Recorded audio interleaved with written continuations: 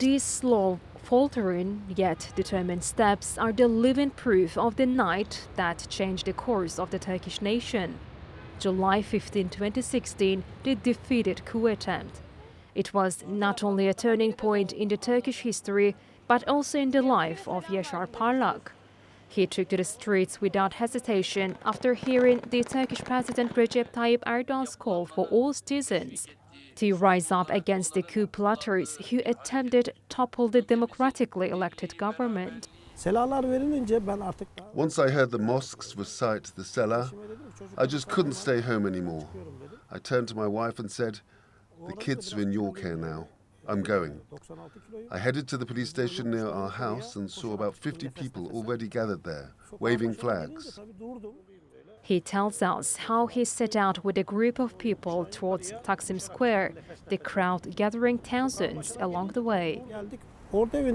About 50 meters before the Harbiye Officers Club, a police truck was blocking the road.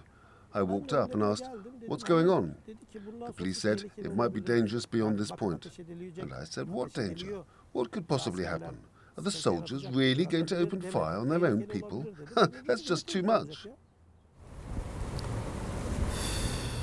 Yaşar didn't know the answer to that question was yes.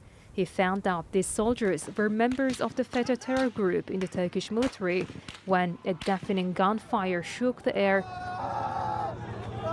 followed by unbearable pain in his leg. In that moment, he understood that his life will never be the same again. Suddenly, 2 bullets came from the front. They struck my right leg, one lodged in my kneecap. Then from the left side, 3 more bullets hit me. 2 struck my left knee and 1 hit my calf. When I fell down, I couldn't believe what I saw. My left leg had twisted completely around and was lying over my shoulder. The bullets had destroyed 22 centimeters of bone. He drifted in and out of consciousness, and bullets ricocheted around him for 45 minutes. He says at least 50 others were wounded alongside him, but even the ambulances trying to rescue them were coming under fire. The last thing I remember is the same officer who warned me not to go, crawling toward me, dragging himself across the pavement, trying to pull me out and get me to the hospital. 3 of the men walking beside him were killed, but Yaşar survived. He now lives with permanent injuries. Despite undergoing 24 surgeries, he remains dependent on crutches and still has memories of that fateful day as if it was yesterday.